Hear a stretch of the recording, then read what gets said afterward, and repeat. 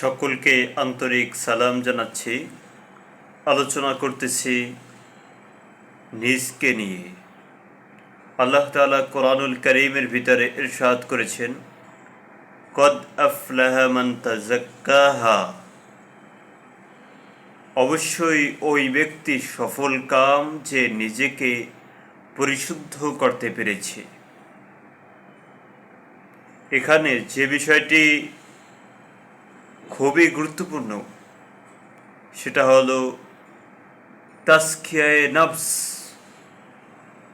নিজেকে পরিশুদ্ধ করা।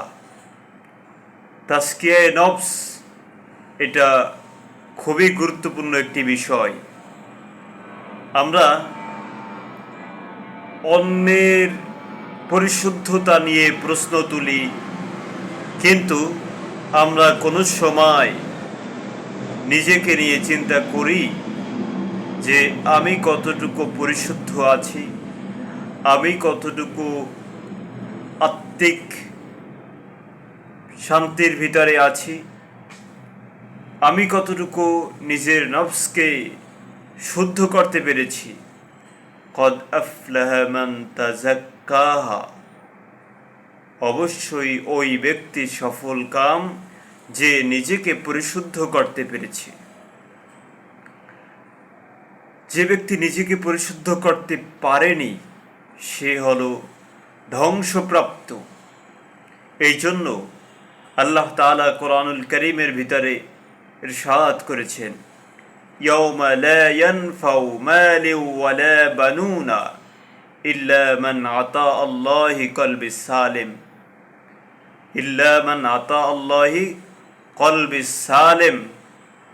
যে ব্যক্তি একটি পরিশুদ্ধ নিজের আত্মাকে আত্মশুদ্ধি করতে পেরেছে, ওই আত্মা নিয়ে যে কিয়ামতের দিন উপস্থিত হতে পারবে, সেই ব্যক্তি হবে সবচেয়ে বড় সফল। কোনো কিছুই কাজে আসবে না। ইয়ানফাউ মালু ওয়ালা বানুনা ইল্লা মান আতা আল্লাহি কলবিস সালিম। একটি নির্মল অন্তর, নির্মল কলব, এইটাই আমাদের জন্য সেই কিয়ামতের দিন নাজাত।